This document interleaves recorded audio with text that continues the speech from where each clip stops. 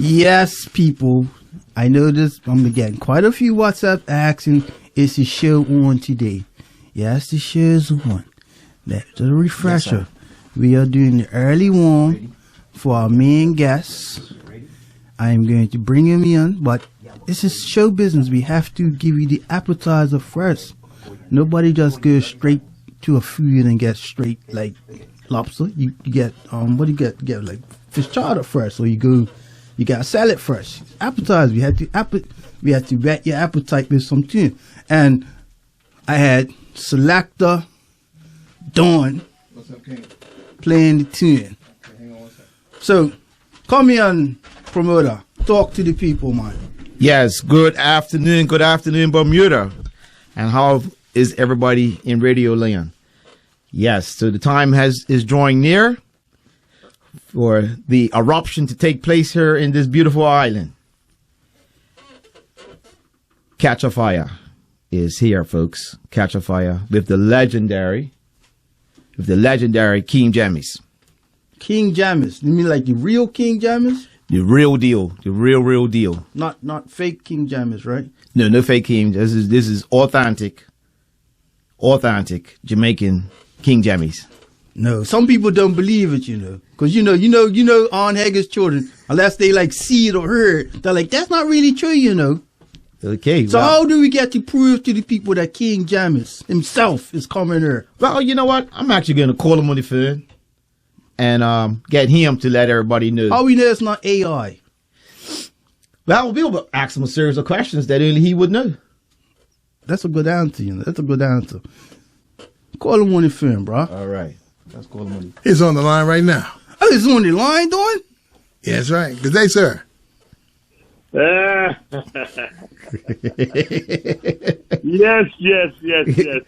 Catch a Fire is here. Catch a Fire is here. Uncle Jammy, what's up? Hello, Jamal. Catch a Fire is here. The lava is melting. I'm telling you. Yep, we're about to erupt and blow the top right off. Yes, good afternoon, sir. Honorable Mr. Lloyd James, a.k.a. King Jammy. Good afternoon, sir, and good afternoon, Bermuda. Welcome to, I wanna say this is your first time on Bermuda's Air? Not like your songs, but you yourself? Yes, sir. All right. So we had the distinct honor of having the king himself on motion to adjourn. I want to introduce myself. I'm named Chris Famous. I'm Jamal's friend. And I'm your friend, right? I'm your friend on the night, right? Most definitely. and I have a veteran selector, a radio engineer, audio visual engineer, Mr. Dawn Bassett at the Control Towers. Thank you, sir, for that, nice intro for that. That's nice. Got Mars? Yeah, I know. Next week. So, sir, as I said, it's a distinct honor, and we just want to have a conversation to educate the people of Bermuda, not just promote the show, but we want to educate the people about the history of dancehall, the history of King Jammy, working with artists, so on and so forth. So we have a few little questions that, it's not like a police dragging you down to the station and actually crashing type of questions, but it's a conversation. But before I'm used to that. Right? I will get into that one. But before we get into that, I know that as a veteran producer, I just want to give my condolences on the passing of Josh Shaka, veteran producer, veteran entertainer, veteran educator in England. And also, last couple years ago, you lost Mr. Shakespeare. So yeah, well, they are sadly missed, because both of them were my good friends. Yes. So we sadly miss them. Right, and all the entertainers, the true artists that have passed on over the last couple of years. Yeah. Toots, so on, because that's the foundation of who reggae really is, the King's music. Reggae isn't this stuff that we're hearing now. It's the King's music, right? Yes, sir. So how are you doing, sir? How are you doing? I'm doing good. How's Waterhouse? All the house is good. Okay. How's the family? Everybody is good. All right. So, the first question, take us back to what got you into producing music. How did you get into producing music? Well, I used to live in Canada in the early 70s. And, well, before I left Jamaica, I used to do electronic with King Tubby, you know? So, he didn't have a studio at the time. But when I migrated to Canada in 1970, 1 second, please.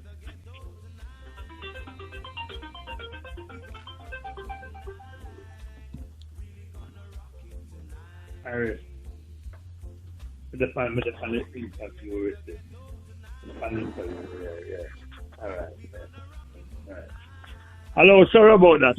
No problem. You're busy, man. Yes. Okay, I went to Canada in 1970. King Tubby's didn't have a studio then. So when I went to Canada, I built my sound system in Canada. Continuation of the one that I had in Jamaica, you know. So I built a sound system in Canada and I started to play music. So in 1974, I said to myself, you know what? King Tubby's has a studio in Jamaica now, so he's producing songs. So I'm going to do a couple of songs in Canada and see if it can, you know, bust out. So King Tubby sent me some rhythms. So I did a song in Canada. I produced a song in Canada named, the first song I produced in Canada in 1974. The name of the song was Single Girl. It was a Dover song by Nana McLean. You said a go-go song? It was a sing over. Sing over. A foreign song. Oh, cover tune. Yeah. Cover version. Yes. Yeah. And we didn't do well, you know, so I just left it there. So when I came back to Jamaica now in 1976, I came back to Jamaica. I was a resident engineer at King Tubby's recording studio. So Bunny Lee was the person now. I used to work for Bunny Lee a lot. He was my friend before I left to go to Canada. So he introduced me to say, Jammy, listen to this now. I want to be a producer because you have all the potential to be a producer and a good producer. You were an electronic engineer, you were everything. Now I wanted to be a producer. So he gave me the 2 first rhythms. And I did some records, I did some production. But it wasn't until 1977 when Black Uhuru, Ducky Simpson, Michael Rose, and Don Carlos started the Black Uhuru. So I knew those guys before I left to Canada. We used to be on the same corner. We hung out on the same corner, bridging and everything. So they were just starting their career, and I was just starting production. So I said it would be the best thing for me to do to produce the guys that I knew from a long time. So I took them in the studio, and I did, in 1977, I did some recording, their first album, Black Sounds of Freedom, with the Black Uhuru. So that was the big start for me. That was the first album I did. Then I do album with Travelers, Purple Man, Wayne Smith, and so on.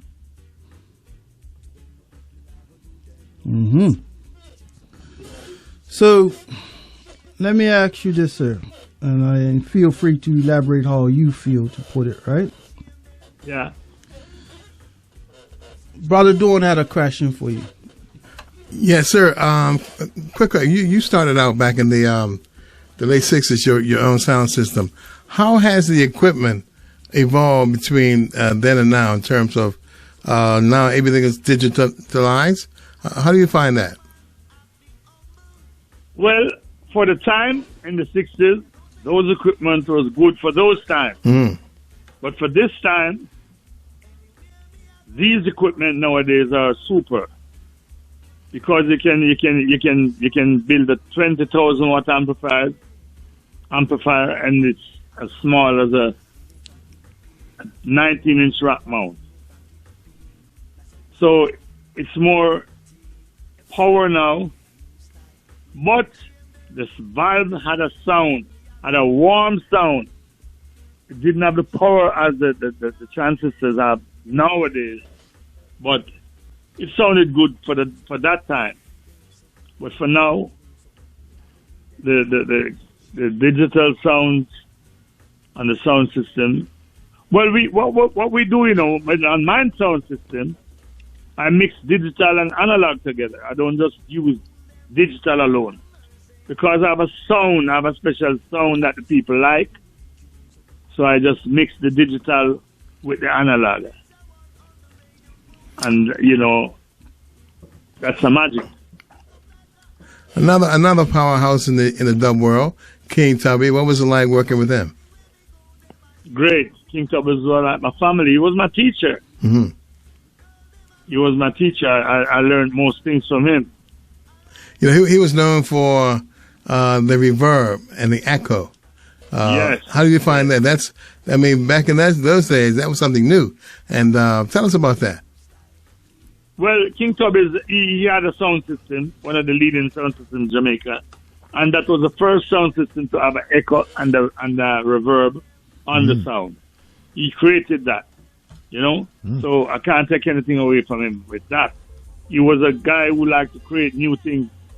So I learned that from him.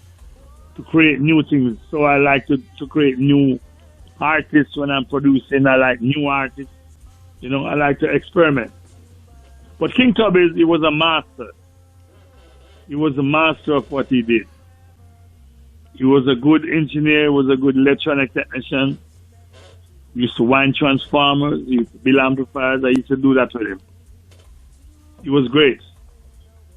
You've worked with so many people in your career. I'm talking everybody. Is there anyone that stands out in your mind in terms of the work their work back then and now?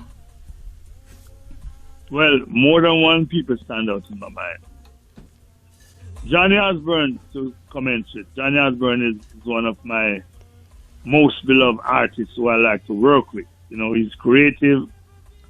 That guy can write a song in 15 minutes, and it's a very hit song, good song.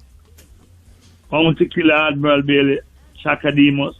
I work with so many, Frankie Paul, Pinchers. All of them are great. A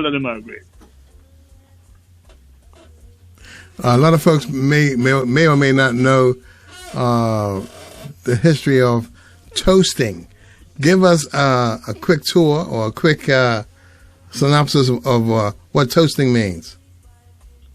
Well, toasting means it's the DJ, or it could be the selector, because back in the days when toasting started in Jamaica, the selector of the sound was the toaster also, like how UI was selecting and he was a toaster, and Count Machuki was a selector and he was a toaster. The toaster who talks over the rhythm, or talks between the vocals and the rhythm, Mm-hmm. He sort of introduced the song and he comments, he give you commentary along the way when the song is being played, and he toasts to make the thing spicy. Talk lyrics, musical lyrics. Thinking back on, we just discussing King Tubby. I would think, for me, the album that stands out is the King Tubby meets Rockers Uptown. That CD, that album there was phenomenal. Good, yeah. Augustus Pablo and King Tubby. Yes, yeah. Yes. That was a great CD. Yeah. So, question for you, sir. How you've seen the transition from ska, rocksteady, roots reggae to transition into dancehall. Let's go back to the era, late 70s, early 80s. How did things transition from roots reggae to Dancehall dancehall that you invented? Well, in the early days, like in the 70s, I used to, as I said, I'm a person that loves to experiment. I love to use new artists. All my boyhood days I've been listening to Delroy Wilson, John Old, Ken Boots, Derek Harriott. So when I started producing, I said I want to make it different. I just want to do different things. I want to get some new artists to give us some new sound, make some new rhythm. So in 1985,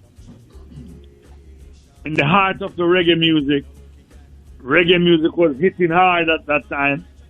You know, I came up with a slang thing rhythm. That was the birth of dancehall. Slang thing rhythm. Slang thing rhythm in 1985. Mm-hmm. We came up with that rhythm, and that rhythm, when I heard that rhythm first time, I knew it was going to be a hit because, as I said, I like to experiment, and that was a new sound. And I said to myself, every day we're hearing this acoustic thing, and this is a new thing. So I jumped to that rhythm, and I promoted that rhythm. The first time we made the rhythm, the first day we made the rhythm, I had a dance the Saturday night in the Waterhouse area. So I cut some dubs with the rhythm and sent to the dance. And that rhythm cheer up the dance the whole night. Nobody didn't want to stop hearing that rhythm. So I have to forward that rhythm over and over and over again. So I knew it was a hit. Mm-hmm. So what I did, it was the birth of dancehall and it was the birth of one rhythm album. Mm-hmm. I started those two eras. I said, okay, this rhythm is so powerful. We had so many people voicing on the rhythm. We can't just make, one album. We have to make a one rhythm album with the rhythm. And then now, the amount of people we had on that rhythm, we had to make more than one album with that rhythm. So that's how the slang thing became popular. So many hit artists was on that rhythm that we have to make more than one album with that rhythm. Many hits. Most of the songs that were made on slang thing were hits.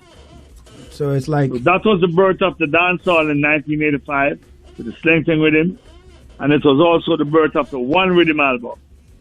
So songs like it's me, it's John Wayne, me coming, I want me come. That rhythm there. And call the police for me and that, It's a robbery. Call the police for me. Yes. Yeah. So for us in Bermuda, as you know, we're geographically not in the Caribbean, but culturally we are as Caribbean as other islands, right? So for us, our only way of getting this music was a shop called Dub City. He used to bring in every week. Used to bring in session tapes from all around Jamaica. So you would have Skateland, you would have dancing or Walton Park.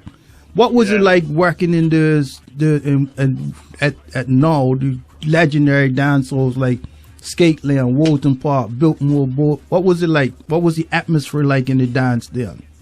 Was a festival atmosphere, man. Everybody was happy. Mm-hmm. Because especially when we play class dance, when King Jammy play against Scorpio or anything like that, Scorpio has its followers, King Jammy has his followers, but King Jammy had the most followers because... Why you sure Black Scorpio wouldn't say the same thing? Well, I mean, if he's going to say the same thing, he's going to tell you the truth, but I know that's the truth. We won the most trophies in dancehall history, in the sound system history. We won the most everything overall. King Jammy's sound, best sounded sound, best DJ, 4 sound class. We won all the trophies. We won 5 trophies at the 4 sound class. All right, so you ever follow cricket? I watch cricket every morning. All right. So I'm now watching the IPL series. All right. So you have some cricket guys that if you talk to them about a cricket game, 1975, they could tell you who was the old players, who did what. They don't need nothing. They remember everything about that game. Right. We're on the same page, right? Yeah. All right. So in 2006, right? Rewind back 16, 17 years. 2006.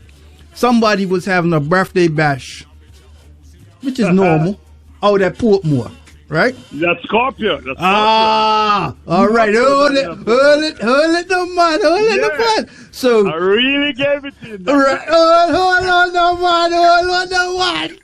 So, one of my brothers, this was Blackberry days. One of my brothers texted me and said, "Yo, Black Scorpio is having a birthday bash. Oh, that's at Portmore. Port Henderson Road, Portmore, right? Back road. Port Henderson Road, Portmore.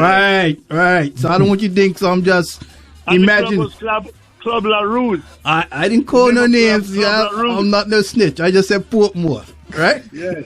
So I went there. My wife was with me, right? So we walk in, and you see Black Scorpio there playing. Then I look and I see the speaker box. I said, "What? This is Jammy's on that, right?" Yeah. And then it was Pinchers was there, Yellow Man was there, Burrow Banton was there, right? Everybody. Live artists, right? Just everybody was just relaxing. Barry Salmon was there too. Who was that? Barry Salmon was there. He must have left before he got there. But he didn't say nothing. The place was round, right? Yeah, so everybody's bubbling. So then Jack Scorpio, guy's tall, like 7 foot tall. He takes the mic and says, "Jammies, thank you for coming to my party, but you have to leave because you can't play what me can play." Right? Yeah, I'm going to kill you tonight. I said, listen to me. You hear what I said to him? I said, "Jack, I don't love to kill people on their birthday, so don't push it. Right. So before we go any further, right? I'm gonna ask my selector right now to go to the Johnny Osborne that I asked you to download. Yes. Right? And when this tune drop, you know, say things are go pop off. We're gonna rock you tonight. Really gonna rock you tonight. We're gonna rock you tonight. Really gonna rock you tonight. Now playing in the ghetto tonight. We gonna rock you tonight. All right. Good. So, like I said, you had the guy that plays cricket, right?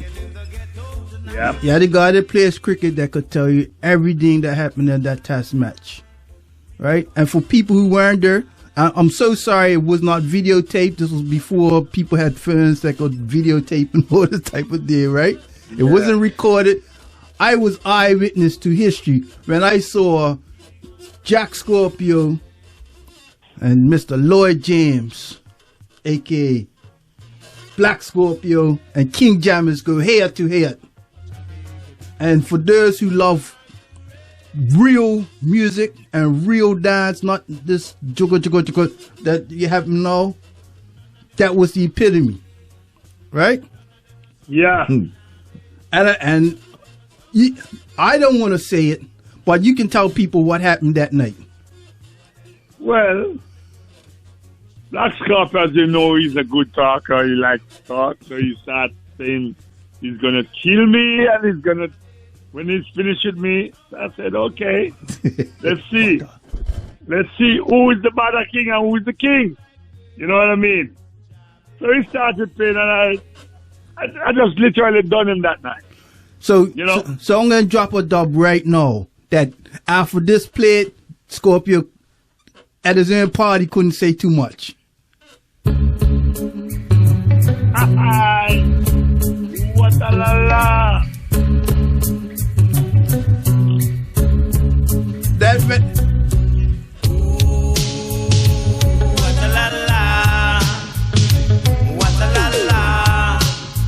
Papa Johnny in your area. What a la la. What a la la. Papa Johnny in your area. We will ram dance all and we talk party.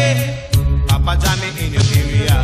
We will ram dance all and we talk party. Papa Johnny super power.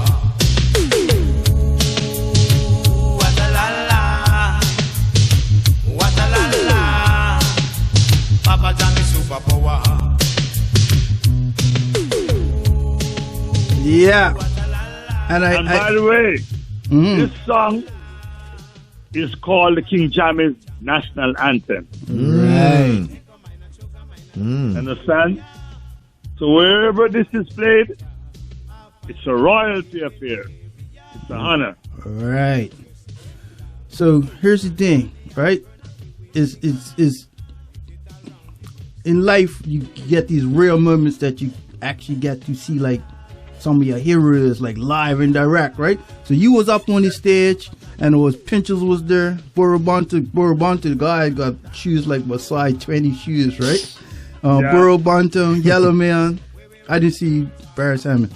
But the point I'm getting at, because we're so far away, Bermudians very rarely get to see artists up front and personally, and they're just they're just walking around chilling like everybody else, right?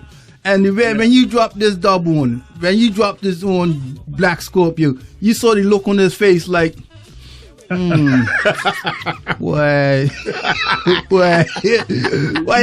I do this to me, Jamis, man? I'm your party. I'm your party, man. But it was. You could tell the camaraderie. It's like two brethren who go out and play football against each other, and it's right. So I'm gonna move forward slightly. In 2008, am I refreshing your memory, sir? Yes, sir. In 2008, Amazura in Queens, New York. Yes, sir. Mr. Garfield Bourne. You know that gentleman? Garfield. Yes. You know that's his government name. But you know his nickname? Yes. Garfield who? Mr. Garfield Bourne. Bourn, like the Bourne. Anyway, Chion. Iris and Chion. Yeah, Iris and Chion, yeah. Right. They put on a vintage clash. Black Scorpio, Kilimanjaro, and King Jammy. Now, if my memory serves me correct, you yourself was not there. David Rodigan was there. No, he wasn't there that day. It was a three-way clash. Oh. Black Scorpio, Ricky Trooper playing on Kilimanjaro, Papa Jaro put him back on the box. Yeah. And somebody came select for you. You weren't there at the time. Yeah. Now, everybody was there rooting for Jammers to lick them off, but for whatever reason, you weren't there, so it didn't quite work out that day, right? Yes, definitely. Right. Truth after tell, right? Everybody was rooting for Jammers, but the next man selected didn't really. All right. So they came down for tune to tune, right? Yeah. And Scorpio has all these combos, right? Mm-hmm. So what was he doing? He was trying to play the combos. Oh, and nobody can play. There's, let's say, Shabba Ranks and somebody else, whatever, right? But he was playing it too long, so didn't have the punchline to it. So all that Ricky Trooper was doing was come with one pop, pop, pop, right? Yes. And killed them all. About 5,000 people in the dance in Amazon. Yeah. The point I'm saying is, it's kind of not relevant who won. What was relevant was that people were hearing real music, vintage music, from the original selectors. Yeah. Right? Most of us have still got session tapes, Jammers versus this, Ticker music versus that, right? Bermudians used to go down to Sunsplash all the while to listen to these things, right? Yes. So, here's the thing. This weekend is called the King's Holiday, right? Yeah. So, the Bermuda government has put on a holiday just for you. Right? It's called the King's Holiday. Because we now watch somebody cross the street. We are watch our king.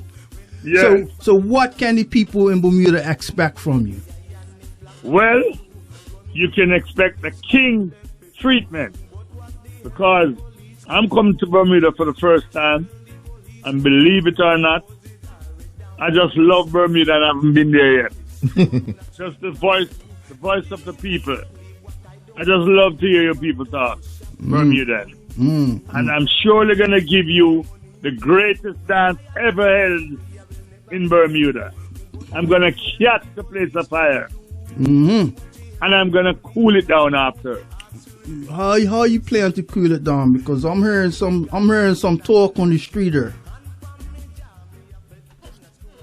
Oh, I'm planning to cool it down. Yeah, I'm not hearing things are getting get cooled down. I heard things get burn up, man. Well, listen. That's what I said. I'm gonna catch the place of fire, and I'm gonna cool it down. Because after I catch it afire, I'm gonna say to the people, "Who is the greatest?" And they're gonna turn to me and say, "You are the greatest." Because here's the thing, right? Here's the thing, right? The people that you're coming to, my brother here, Jamal Hart, Yeah. right? Now, Jamal is a great businessman, a great community activist. But his brother, M2Me, some call him Snake, the man is a sound man from birth. And how can you say, when you let's say you're a Messi fan, right? Football fan. And somebody else is a Ronaldo fan. I don't know why, but a Ronaldo fan, right? And they see the two of them, and they're like, So I'm hearing on the street, right? Because I'm a ghetto youth. I'm hearing on the street that things are gonna get hot Sunday night. Well, one thing I can tell you, that other sound guy is taking a big chance. He's taking a big chance. Big chance. And listen to me now. I'm going to play some exclusive sound that you'd never heard before. But I'm telling you, tell that sound guy to be very careful. All right, so I got this WhatsApp. I want you to hear it for a minute, if possible, right? Because like I said, I'm just a street youth, right? Yeah.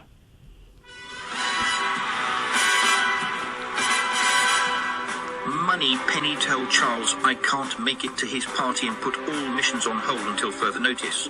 I am heading to Bermuda for the historic Catch a Fire dance on Sunday, May 7th at the National Stadium. Oh, Jess. Genesis and King Jimmy's will be going tune for tune. Shaken, not stirred. Now, I'm hearing James Bourne's coming down here to listen to this here. He wants to hear some tune for tune. Now, I'm not saying what happened out Portmore is going to happen here. But what I am saying is people are expecting to hear some real dubs.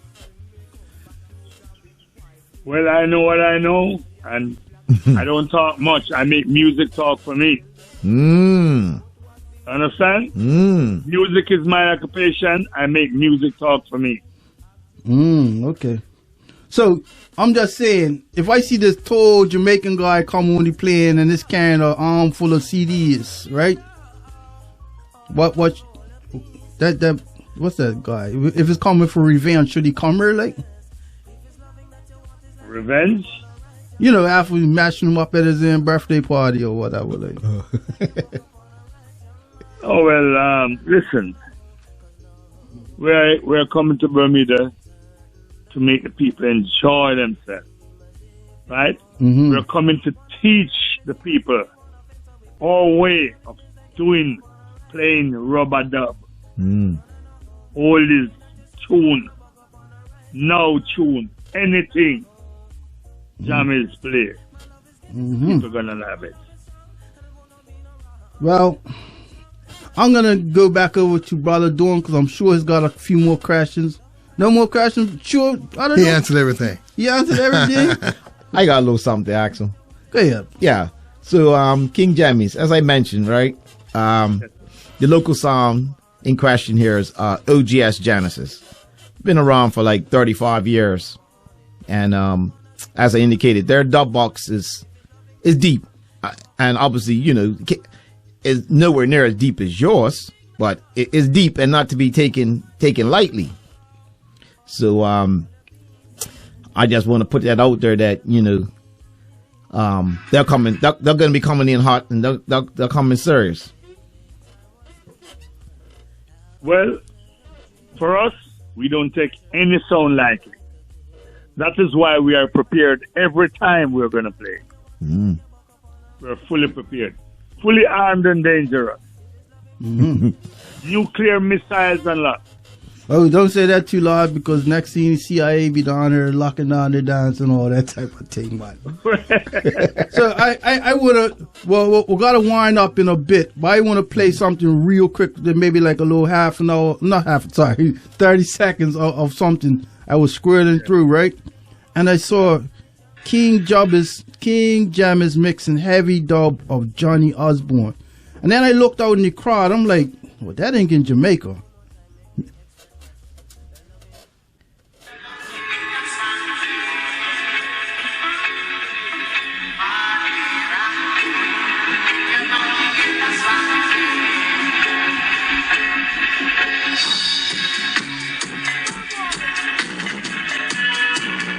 Who you see on the country out here, Jamal? That's in France, oh, yeah. right? Huh? That's the was king. in France. That was in France. Yeah, and I see pure Europeans bubbling. Mm-hmm. Yeah. Right? So that's showing how universal reggae is. That's where we're touring. That's when we go on tour. Me and my son Jam 2, we go on tour. Mm-hmm. And we play at all the big festivals in Europe. Yeah. 25,000-30,000 people are there. And, you know, everybody just raving. Yeah, because the thing is, a lot of people have forgotten or don't know the Earl, and you could correct me if I'm wrong. I would love to be corrected if I'm wrong. The essence of reggae is the king's music, right? That means you're not talking about slackness, too much slackness. You're not talking about killing somebody. No slackness. I don't deal with slackness. No, not saying you. I'm saying the essence of reggae, what it was meant to be. It was meant to bring people together. Of course, definitely. Right? Yeah. And we're going through an era in various different countries, especially the Caribbean islands, where this man from this area can't come just so. This man from East Kingston can't come West Kingston. Yeah, it's foolishness, right? And so we got that in Bermuda where this man from East can't come. That's for the younger people. But the people that are coming out on Sunday are the mature crowd, right? Yes. And I just want you to encourage people from around the island to come out because more than anything else, reggae is what brings us together. Well, I don't know how they take my kind of music in Bermuda, but I know my music brings forth peace and joy and tranquility. So, if you're coming, please come out to enjoy yourself and to listen to good music and to be educated about the music. I know the youths nowadays, they're sort of thinking different from us back in our time, but we will teach them the right way to go. If they just come out and listen to us, play music, we captivate their mind, we transform them into better people. Mm-hmm. Anything you like to add, Mr. Promoter? Well, I'm likewise just super excited about getting to officially meet you and to have you here in beautiful Bermuda and showcasing your array of talent for the masses. So, like I said, Bermuda's ready for you, King Jammy. We're ready. I'm ready for Bermuda. And Jamal, I can tell you, from the day I spoke to you the first time, it's like I know you for 20 years, man. You're like my friend, you know, already. I haven't met you yet, but we're friends already, man. Honor and respect. And that's why you adopted me, and that's why I'm your nephew now. Yeah, my uncle. But here's the irony, right? Your brother spent how much money on jammies over the years? Any final words, brother Dawn, selector Dawn? Yeah, just when you come, man, hey, I hope you do good and enjoy yourself. Take 5 or 10 minutes to get to know the island, the people, and go back home feeling enriched.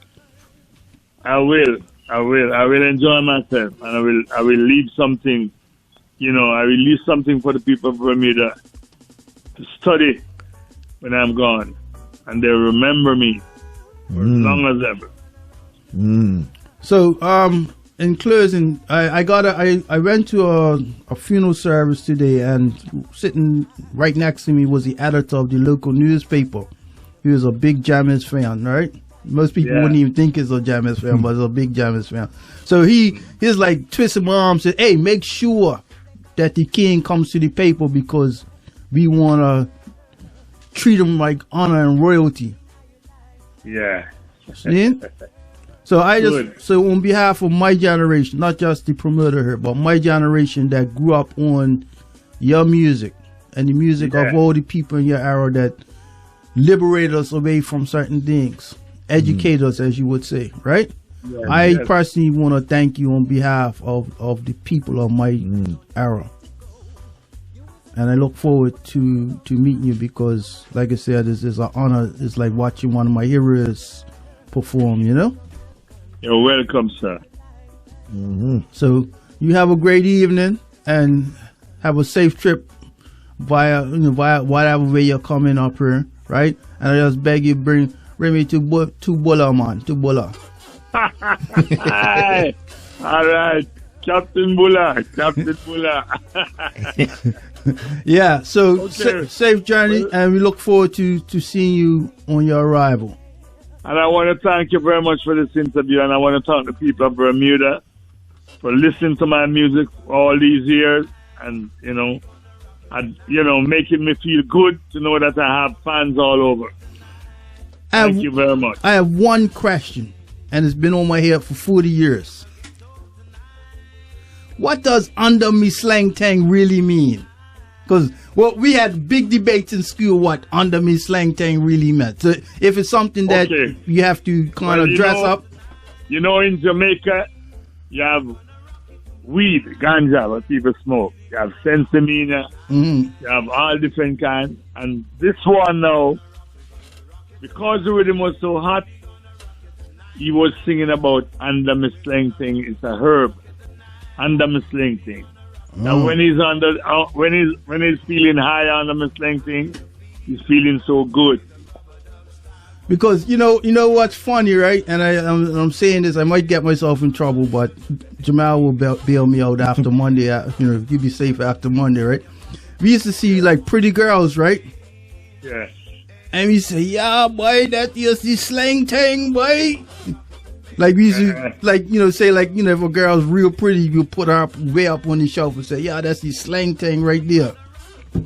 So, thanks for clarifying it. Yes, thank you very much also. All right. Yes. All right, Uncle Jammies. Okay, Jamal. Respect and honor. Okay, bye-bye. All right, thank you. Bye.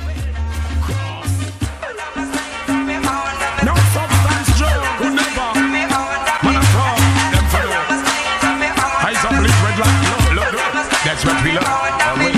Under me slinting, what a sinting. Eyes them a bleed too much smoking. So me heal up, iris heal up the king. Never read big pin, me no try and pin. To that cocaine that is like this thinking. Use hard drugs, what the hell you thinking? I grade from Kiki, round a clink clink. Cash when I smell smoke expose. Ganja aroma, aromance me nose. A weed mystery, unite friend and foe. So I use hard drugs, me now mind them all those. I pies to them.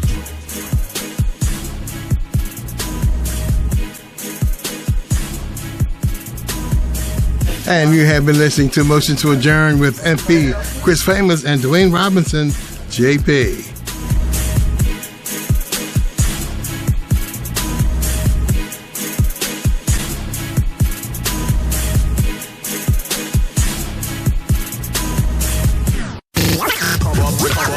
The volume. Just blazing the flavor on Power 95 FM, Bermuda's big station.